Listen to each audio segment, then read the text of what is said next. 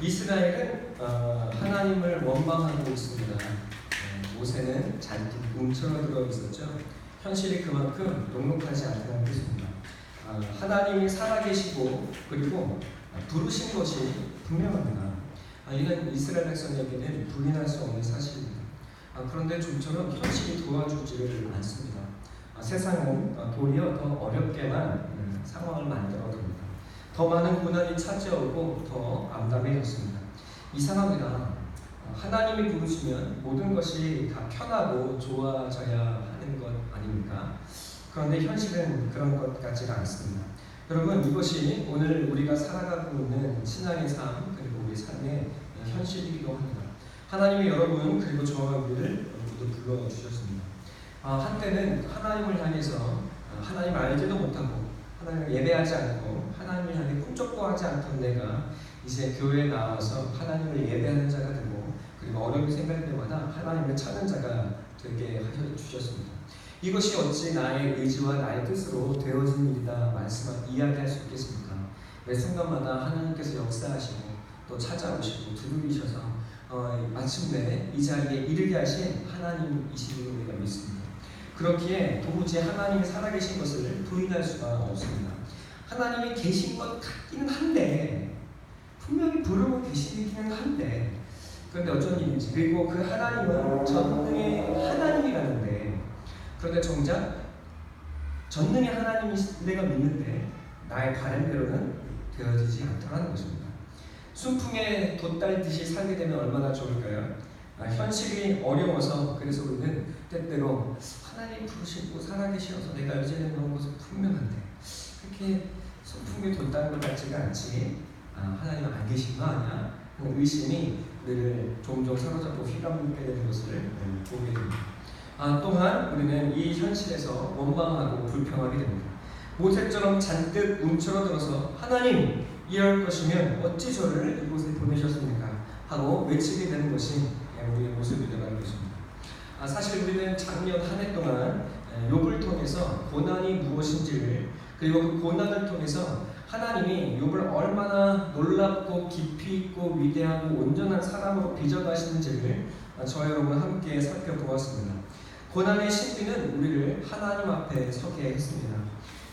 고난이 있어서 이 까닭 없는 알 수 없는 고난 여러분 그 까닭 없는 고난이 있기에 욥은 자기 자신을 돌아보고 그리고 이웃을 돌아보고 그리고 원리와 공식에 묶여있는 하나님이 아닌 여러분 살아있는 하나님 앞에 서게 되고 자기의 지평이 깨어지고 넓어지는 큰 축복을 그는 얻게 되었습니다.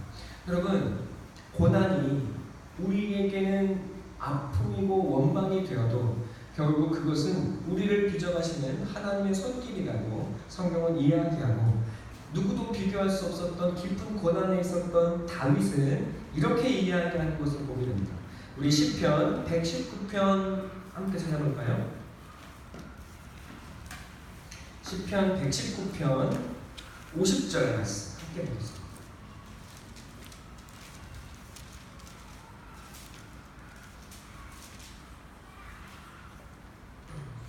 50절 함께 읽겠습니다. 시작. 이 말씀은 나의 고난 중에 이루라 주의 말씀이 나를 살리실 때문이니라. 아멘. 여러분 고난이 찾아와서 다윗은 무엇을 붙들게 됩니까? 말씀을 붙들게 됩니다. 여러분 그 말씀을 붙들 때 여러분 이 세상의 그 어떠한 것도 나를 살릴 수 있고 나를 위로해 주는 것이 아니라 저 사람이 나를 위로해줄까 왜 아무도 나를 위로해줄까가 아니라 하나님만이 내 마음을 아시고 하나님만이 나의 말씀으로 우리를 위로하신다. 그리고 그 고난 속에서 말씀으로 살아가는 경험을 다윗은 하게 됩니다. 여러분 하나님께서 이 다윗의 고백이 우리의 고백이 되게 하실 줄로 믿습니다. 자 67절 한번 읽어볼까요? 시작.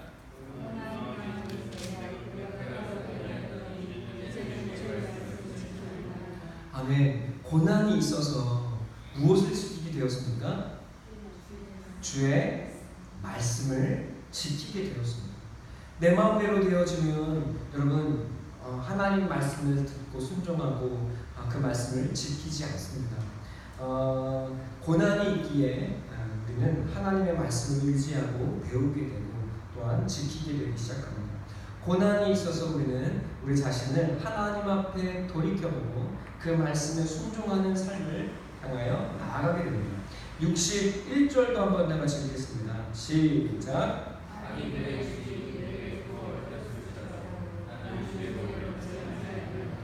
죄송합니다 여러분, 71절입니다. 71절 함께 읽겠습니다. 시작.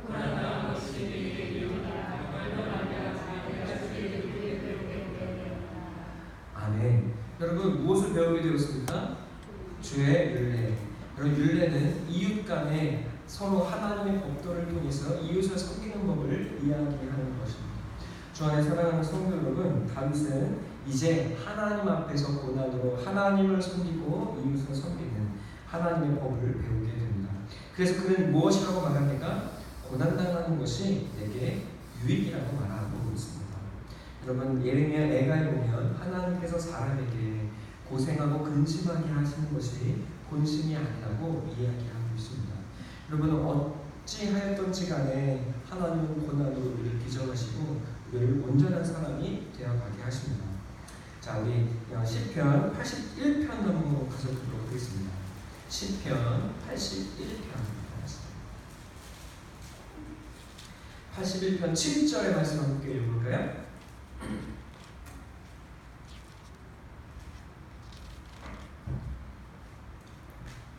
함께 읽겠습니다. 시작.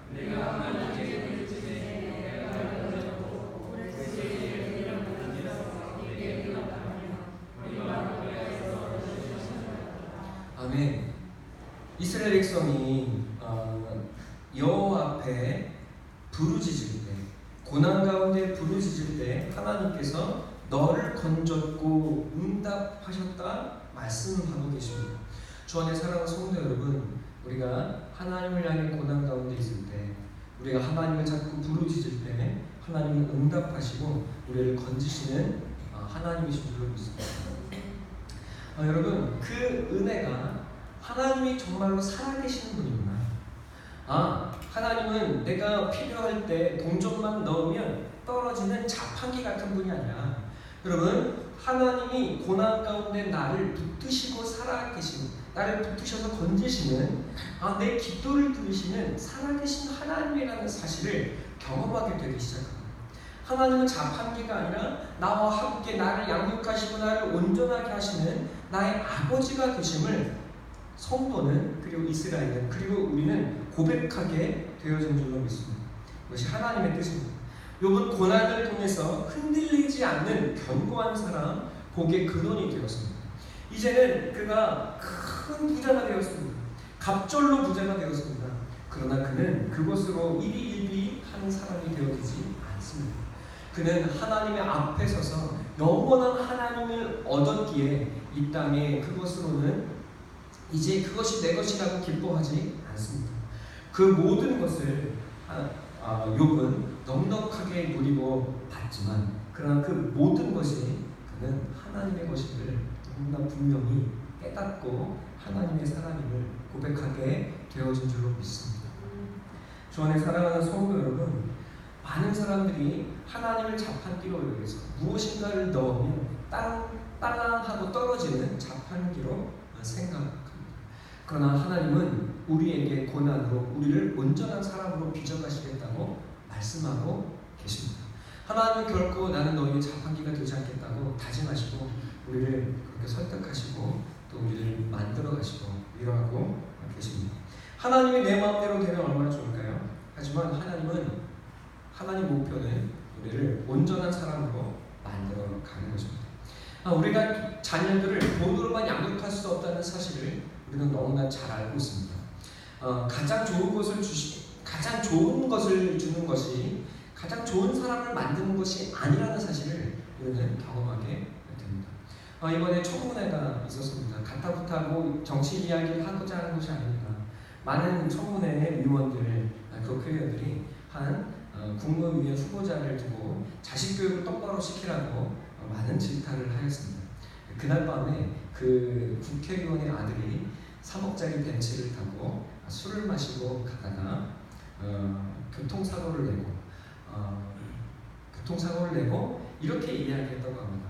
오토바이 교통사고 당한 사람한테 우리 아빠 국회 의원인데 1,000만 원 줄 테니 없던 일로 해달라. 그리고 다른 사람이 금세 찾아와서 이 사람이 운전한 것이 아니라 내가 운전했다고 해달라 하는 이야기가 신문지상에 오르내리고 있습니다. 가장 좋은 것을 주었습니다. 그러나 가장 좋은 것을 주었다고 가장 훌륭한 사람이 되는 것은 아니라는 사실을 보게 됩니다. 이것이 우리 모두에게 위로가 됩니다. 네, 정모 집사님께서는 자녀 양육에 있어서 자신은 꼭 유보하는 법, 연기하는 법을 가르친다. 굉장히 신경 쓰는 부분이라고 이야기를 하는 것을 들었습니다. 듣고 보니 정말 그래요. 저는 아이들에게 좀 미안한 마음이 있어서 그걸 많이 해주지 못하니 다른 것들로 보상해주고자 하는 마음이 있었지만 여러분 그것이 중요한 것이 아니라 아이들에게 연기, 보상, 지금 당장 원하는 것을 얻는 것이 복이 아니라 그것을 연기하고 필요할 때 그리고 참는 법을 배워서 정말 큰 뜻을 이루어가게 하는 것 그것이 참 중요한 일이라는 사실을 배우게 됩니다. 주 안에 사랑하는 성도 여러분, 우리도 자녀들을 이렇게 키웁니다. 돈을 다 준다고 해서 그것이 이 아이들에게 득이 되지 않는다는 사실을 우리는 너무나 잘 알고 있습니다. 그래서 때때로 우리는 회초리를 들고 아이들을 혼냅니다. 그리고 그것을 연기시킵니다. 다독입니다. 설득합니다. 그렇게 해야만 이유를 납득시킵니다. 여러분, 우리도 이러할진데 우리를 사랑하시는 하나님은 더욱 어떠하시겠습니까? 하나님은 우리를 가장 좋은 것으로 키우시는 것이 아닙니다. 하나님은 우리에게 회초리를 드시고 우리에게 고난을 주십니다. 그래서 우리가 하나님을 사랑하고 자신을 깨끗하게 하고 이웃을 돌아보고 이웃의 눈물과 아픔을 보듬는 사람으로 우리를 빚어가시고자 하십니다. 여러분, 이것이 하나님의 사랑인 줄로 믿어지십니까? 주 안에 사랑하는 성도 여러분, 이 하나님의 사랑의 부르심 앞에 우리는 이 과정을 건너뛸 수가 없습니다. 만약에 우리가 이 과정을 건너뛰어서 하나님이 내 욕망을 이루어주시는 분이라면 우리는 하나님의 이름에 억측하는 사람들이 되어질 것입니다. 하나님은 우리를 사랑하십니다. 히브리서에서 그리고 야고보서에서 사랑하는 자에게 매를 주시고 하나님은 진리하신다고 이야기하십니다. 하나님, 내 뜻대로 되어지지만은 않는 것, 이것이 신앙의 길임을 알게 하시니 주여 감사합니다. 나는 그 신앙의 고백의 자리까지, 이 높은 신앙의 자리까지 여러분, 하나님께서 여러분과 저를 납득시키고 설득시키고 그리고 양육해 가실 줄로 믿습니다. 주 안에 사랑하는 성도 여러분, 하다못해 반대로 생각해보면 좋을 것 같습니다. 내가 하나님을 예배하겠습니다. 내가 하나님께 기도하겠습니다. 교회에 가겠습니다. 하면 여러분 막 세상이 도와줄 것 같습니까? 절대로 그렇지 않습니다. 하나님과 원수된 것이 세상입니다. 하나님의 백성을 노예 삼는 것이 이 세상의 문화입니다. 하나님 예배하러 가겠습니다. 하나님 예배하러 하나님 섬기기 원합니다. 여러분 세상에 막 박수 쳐주면서 그래요 교회 가세요 라고 하겠습니까? 절대로 그렇지 않습니다. 방해합니다. 말씀을 듣기 위해 나아가고자 할 때 수많은 일들이 생기고 수많은 어려움들이 우리에게 찾아옵니다. 그 수많은 어려움들이 찾아올 때 여러분 도리어 이 길이야말로 바른 길, 옳은 길, 정의의 길, 하나님께서 부르심의 길이라는 사실을 확신하시고 형편껏 그냥 되는 대로 그리고 길이 열려야 가지요가 아니라 하나님 이 모든 어려움들 이겨내는 믿음의 사람 되게 하옵소서. 여러분 어려움을 뚫고 그 과정을 승리로 이루어 가시는 우리 사랑 성도가 되시기를 간절히 축원하고 기도합니다. 자, 우리 출애굽기 말씀 함께 같이 볼까요? 출애굽기 본문의 말씀 함께 다시 살펴보도록 하겠습니다. 원망하고 움츠러들었던 이스라엘 사람들을 이었습니다.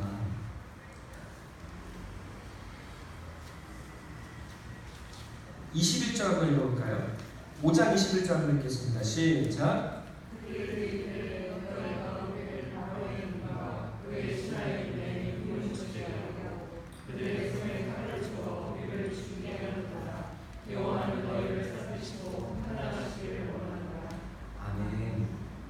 이스라엘 사람들은 원망하고 있습니다.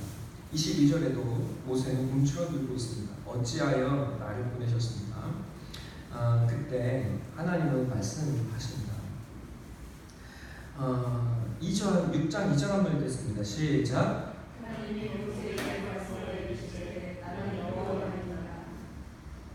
나는 여호와야. 그 하나님께서 말씀하시죠. 본문의 말씀 6장 2절부터 9절까지의 말씀은 간단히 말하면 이런 겁니다. 얘들아, 나 하나님이야. 나 여호와야. 이렇게 이야기하고 계시는 거죠. 저희 아내가 요즘에 아들과 함께 놀이터에 잘 가진 않지만 작년까지만 해도 놀이터에 항상 나가 있었습니다. 놀이터로 출근 매일 오후 3, 4시, 4, 5시면 항상 놀이터로 출근을 하고 식사 때 퇴근하고 이런 생활을 몇 년 동안 했었죠. 네. 그래서 저희 아내가 놀이터에 가서 하는 일은 놀이터 군기반장을 하는 겁니다. 대체 왜 거기까지 가가지고 군기반장 노릇을 하느냐? 제가 늘 이야기하죠. 아내는 불안한 것이었습니다. 왜 불안했을까요? 조그만 이도원이 하도 설치고 돌아다니고 난리를 치니 저희 아내가 불안해서 항상 거기 나가 있는 겁니다. 그런데 그 동네에 한두 살 먹은 형들이 이도원을 좀 핍박도 하고 이더니 말이 잘 통하나요? 지 멋대로지. 그러니까 핍박도 하고 또 얄궂게도 하고 떼치도 놓고 이런 일들이 있는 거죠.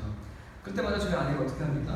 나타나서 교통정리를 하고 돈이 혼돈 내고 얘들아 잘 놀아봐 이렇게 여러 가지 일들을 이렇게 하고 그리고 정말 이해할 수 없는 행동을 하는 아이들을 보면 따끔하게 이야기 해주기도 하고 거기 동네에 어머니들과 친구가 되어서 아이스크림 아이들에게 나누기도 하고 여러분 그래서 그런지 몰라도 저희 아들이 놀이터에서 놀 때 당당합니다.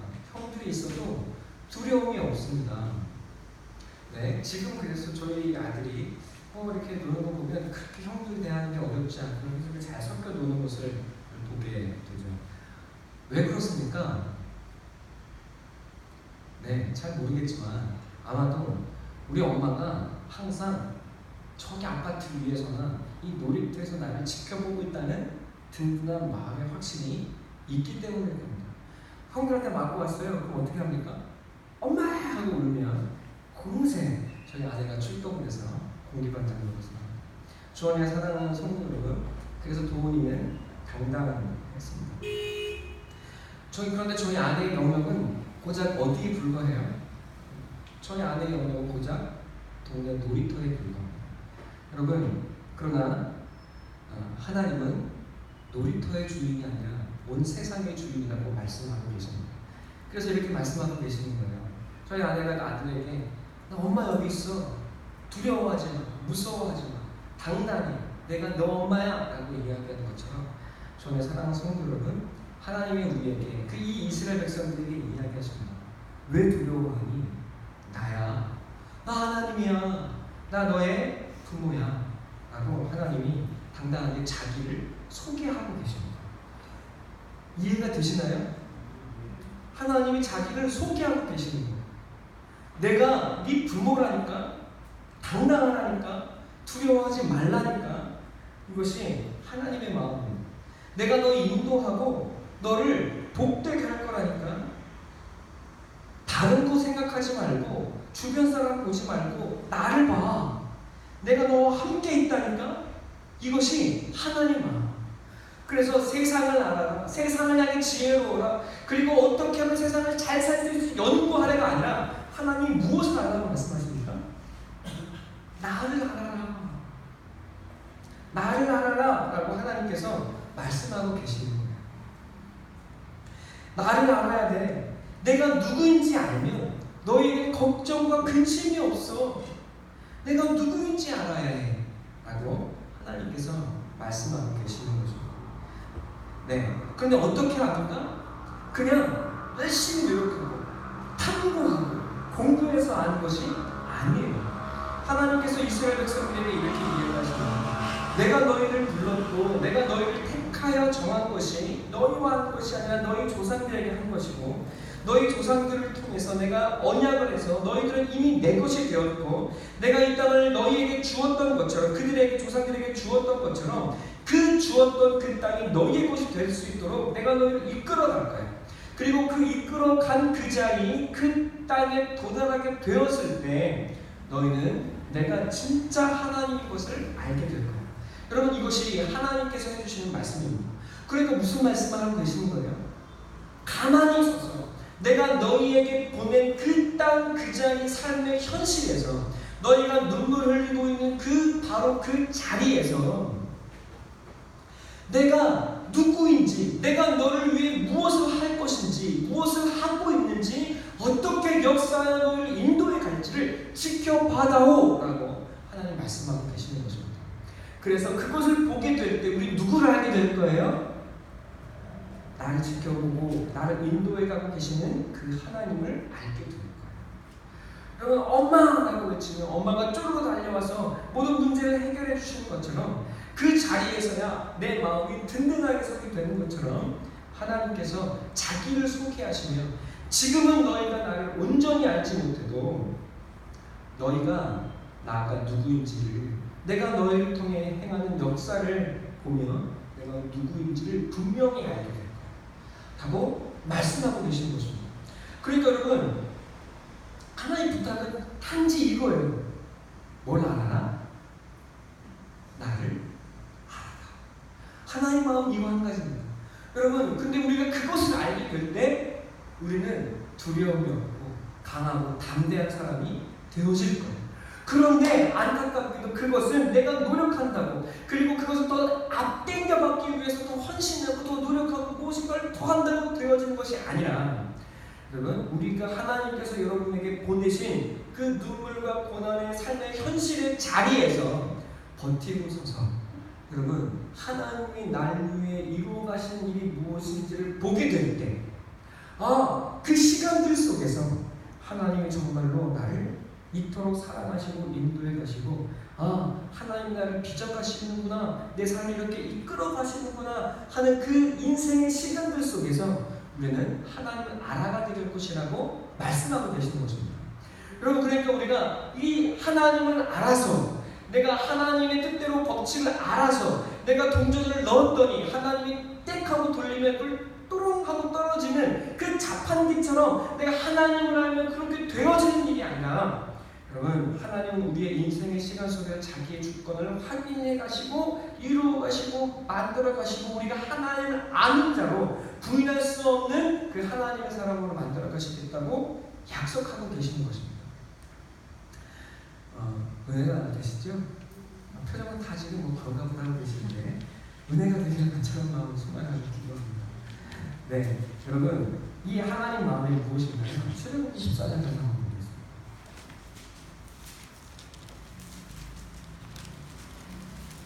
11절 이스라엘 백성들은 언제나 끊임없이 원망합니다.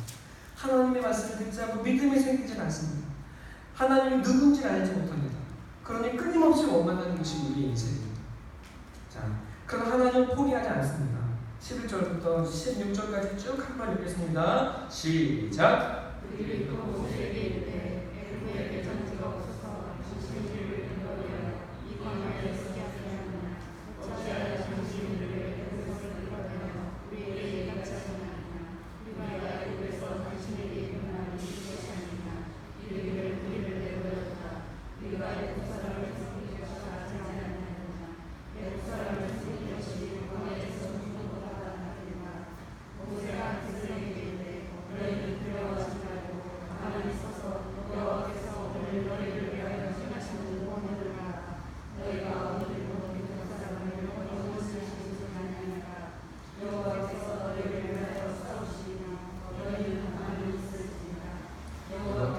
모세에게 이르시되 너는 어찌하여 내게 부르짖느냐 이스라엘 자손에게 명령하여 앞으로 나아가게 하고 지팡이를 들고 손을 바다 위로 내밀어 그것이 갈라지게 하라. 이스라엘 자손이 바다 가운데서 마른 땅으로 행하리라. 아멘. 아멘. 저는 사랑하는 성도 여러분, 이스라엘 백성이 모세에게 끊임없이 외치고 원망합니다. 우리를 내버려둬라. 우리가 죽게 되지 않겠느냐. 우리가 차라리 애굽 사람을 섬기는 것이 낫지 아니하냐. 광야에서 죽는 것보다 애굽 사람 이 죄악의 땅에 사는 것이 낫지 아니하냐. 원망할 때 하나님 말씀하십니다. 두려워 말라. 가만히 서서 내가 너희를 위해 행하는 구원을 보라. 주 안에 사랑하는 성도 여러분, 하나님 우리에게 말씀하십니다. 두려워하지 마. 또 그렇다고 애쓰지도 마. 하나님을 자판기처럼 알아서 내 열심으로 움직이려고 하지도 마. 믿음으로 서서 내가 너를 위해 행하고 있는 역사하심을 바라. 내가 너를 인도할 거야. 너의 이 인생 속에 하나님이 날 여기까지 인도하셨고 하나님이 살아계시고 하나님의 내게 복 주시는 분이라는 사실을 고백하게 되는 바로 그날이 올 거야. 하나님이 저와 여러분에게 오늘 약속하고 계십니다. 여러분, 그래서 하나님 마음이 무엇입니까? 하나님의 다른 마음. 그래, 네 마음 무엇인지 알지만 하나님 마음이 무엇입니까? 당당해라. 두려워하지 말아라. 움츠러들지 말아라. 그리고 힘을 내라. 하나님께서 저와 오늘 여러분에게 하고 계시는 약속이고 하나님의 마음입니다. 네, 이 시간 여러분 정말로 하나님이 나를 그렇게 인도하실까? 하나님 정말로 그렇게 우리를 인도해 가고 계십니다. 베드로는 하나님 앞에 예수님이 부르심을 받은 사람입니다. 성경에 보면 요한복음의 부르심과 누가복음의 부르심과 마태마가복음의 부르심이 다릅니다. 마태마가복음에서는 먼저 예수님이 찾아오셔서 부르시고 내가 너를 내 제자가 되라 부르시고 그물을 두고 따라가는 장면이 나옵니다.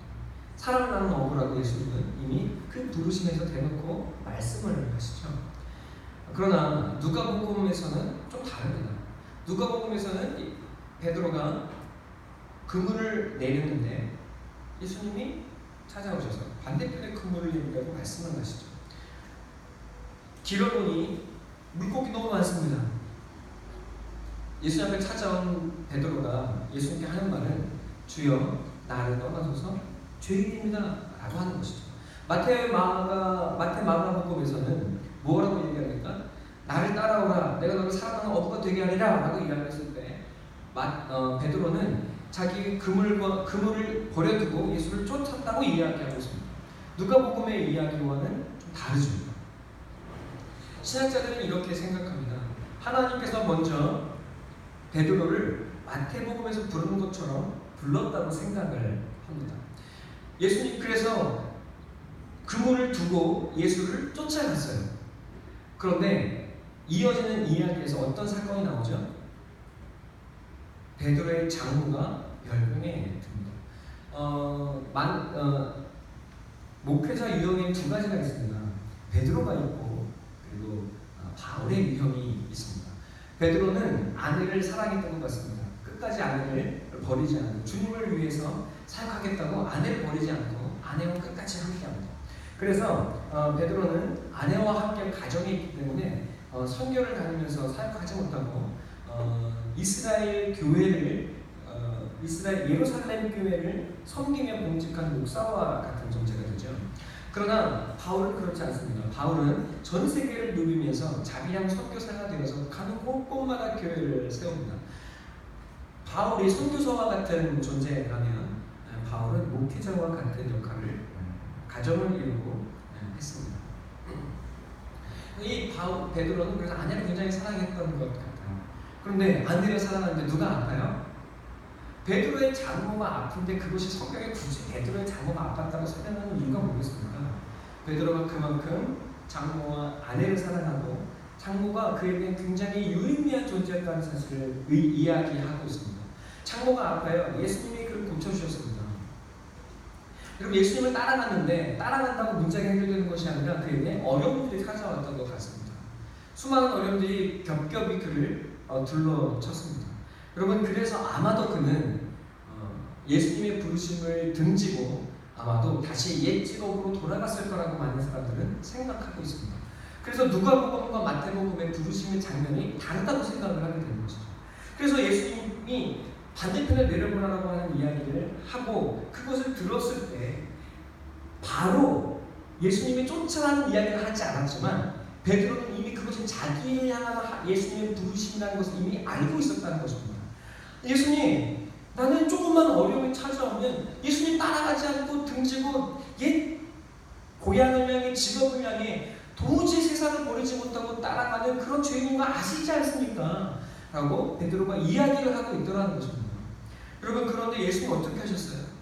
끝까지 찾아오시는 거예요. 그리고 끝까지 부르시는 거예요. 예, 내가 너를 불렀잖니. 그리고 너 한번 따라왔잖아. 그런데 그 부르심을 받고 다시 세상을 돌아간다 한들 너는 행복하지 않아, 기쁘지 않아. 예전 같은 기쁨과 그 풍요가 이제 너에게 세상은 너에게 그걸 주지 않을 거야. 왜?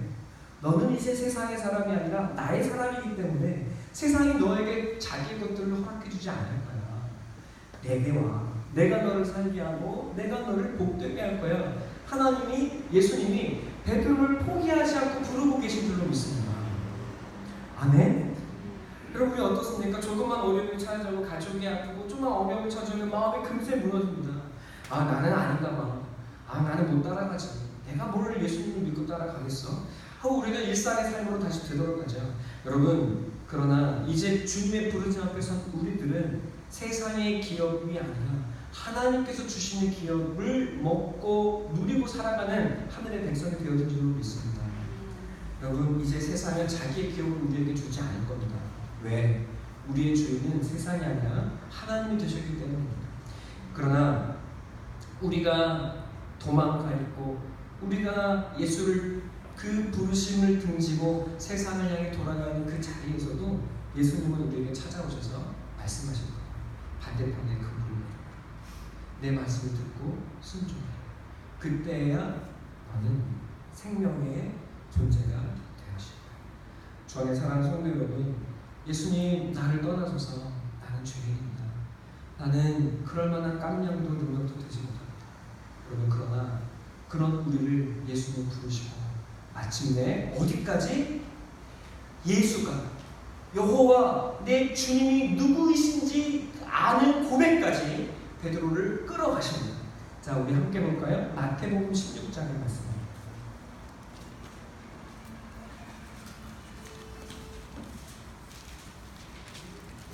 마태복음 16장 우리 15절부터 18절까지 함께 읽겠습니다.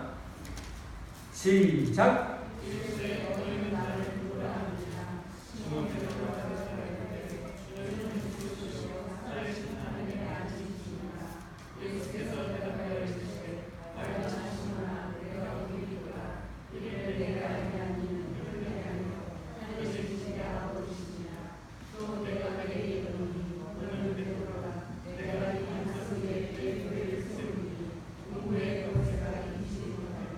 아멘. 여러분, 베드로라는 이름의 뜻과 무색하게 베드로는 흔들리고 넘어지고 연약한 존재입니다.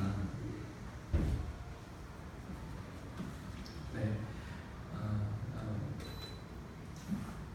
벌레가 들어왔나 봐요. 이렇게 이 창이 이렇게 열리는 게 아니라 비스듬하게 열리지 않습니까? 벽을 타 바람이 이렇게 벽을 타고 위로 올라오는데 곤충들이 그 바람을 타고 올라오다가 이 창에 걸려서 호산에 들어와요. 그래서 일주일에 꼭 두세 번씩 이따만한 벌이 교회를 이렇게 휘젓고 다닙니다. 제가 항상 벌을 이렇게 잡고 있어요. 미국 같은 성도님은 그 벌을 거의 이렇게 잡으셔가지고 귀한 생명을 죽이지 않고 다시 풀어주시더라고요. 저는 너무 무서워가지고 말씀이 주님, 내가 하나님 아들인데 이 말벌이 무섭습니다, 주여. 네, 이렇게 하고 있습니다. 잠이 깨시나요, 여러분? 네. 여러분, 인생은 아담입니다. 아담의 뜻이 뭐예요? 티끌이라는 말이고 먼지라는 말이에요. 그런데 하나님은 티끌인 아담을 부르셔서 무엇이라고 이름을 바꿔주십니까? 베드로라고 하십니다. 반석이라고 불러주십니다. 여러분, 주여 난 죄인이오니 떠나소서라고 이야기했던 그 베드로를 예수님은 어디까지? 너 나 누구라고 생각하니? 넌 나를 누구라고 말하니? 주님은 살아계신 하나님의 아들이요 나의 구원자. 여러분 그 예수를 알는 여호와를 알고 고백하는 그 알의 자리까지 베드로를 예수님은 끌어가고 세워두고 계십니다. 아멘. 여러분 나는 아무것도 아니에요. 죄인이에요. 차라리 떠나는 게 나아요. 그게 예수님 당시한테 더 이득이라니까요. 아니요 여러분. 예수님 뭐라고 말씀하십니까? 이제 그 연약한 베드로를 향해 그래 그거 알게 하니까 너 아니야. 네 노력으로 하는 거 아니야. 내가 너 그거 알게 하니까. 18절에 뭐라고 하십니까? 너 베드로야. 너 반석이야. 내 교회를 내 위에 세울 거야. 주님이 말씀하고 계십니다. 주 안에 사랑하는 성도 여러분, 하나님이 여러분을 그리고 이스라엘을 이렇게 만들어 가실 줄 믿습니다. 여러분 그 자리에서 우리는 예수님이 하나님이 내게 이런 분입니다 라고 고백하게 되는 그 시간의 자리에 여러분 이르게 되어 있을 것입니다. 여러분 두려워하지 마세요. 여러분이 모인 그 삶의 자리에서 하나님 나 이게 뭡니까 원망하고 눈물 짓고 여러분 씨름하고 하나님께 불평하게 되지만 여러분 하나님이 반드시 여러분을 이 고백의 자리까지 여러분은 하나님의 교회가 세워지는 반석의 자리까지 여러분 만들어 가실 거예요. 그리고 우리 여러분 이 시간의 차이 여러분 예수님 하나님은 딸랑 하면 내가 원하게 똥 하고 떨어지는 자판기가 아니십니다. 하나님은 우리가 하나님을 그렇게 이용하도록 우리 손에 쥐어지지 않는 시대입니다. 여러분 우리를 하나님의 지팡이가 되게 하셔서 우리를 마음껏 사용하시고 우리를 베드로와 같은 그 믿음의 반석의 자리까지 우리를 세우시기까지 여러분의 인생을 통해 켜켜이 여러분을 만들어가시고 빚어가실 것이라고 약속하고 계신 줄 믿습니다. 지난주 여러분 지난주 우리 시 혹시 보셨나요? 지난주는 지지난주였죠. 나이 때 겨울 나이 때. 여러분 그 겨울 나이 때 나무가 여러분 겨울에도 자랍니다. 그런데 여름에 자라난 여름에 자라는 나무의 나이테는 어때요? 커요. 그러나 성입니다. 겨울에 자라난 나이테는 단단합니다. 고난의 추운 겨울이 우리를 단단하게 할 줄 믿습니다. 주 안에 사는 성도 여러분, 하나님이 여러분을 굳건한 반석의 자리가 되게 하실 것입니다. 여러분 그런 여러분을 하나님은 그렇게 우리를 붙드셔서 우리를 마침내 십자가 앞에 세우시고 여러분 때때로 우리가 도망가요. 또 베드로 도망가요. 그죠? 그러나 도망가 있는 그 자리에서 예수님 찾아오셔서 너 그래도 나를 사랑해? 내가 사랑해? 물어보시고 여러분 이제 베드로가 마침내 그 사랑에 굴복해서 하나님 나 주님을 사랑합니다. 이 띠를 따라 주님의 약을 받아 내게 보내신 그 자리에서 내가 충성할 수 있습니다. 라고 베드로의 존재가 변화되었습니다. 주 안에 사랑하는 성도 여러분 기억하시기 바랍니다. 하나님께서 오늘 두 가지를 행하세요. 내가 너희를 알고 내가 너희와 했던 언약을 기억하고 있어요. 하나님께서 오늘 우리에게 원하시는 것이 있습니다. 그것이 무엇입니까? 하나님이 원하시는 건 단 한 가지예요. 여러분 하나님이 나와 함께 하시고 나를 그렇게 내 인생의 시간 속에 붙들어 가실 하나님이 누구이신지 알아요. 그리고 여러분 그 자리에서 하나님을 기억하는 거죠. 저는 사랑하는 성도 여러분 하나님을 기억하셔서 하나님이 나의 하나님 되실 거라고 하시는 그 약속을 기억하셔서 여러분 하나님을 진정으로 알게 되는 그 믿음의 자리까지 잘 하시게 되길 간절히 소망하고 기도합니다. 이 시간 함께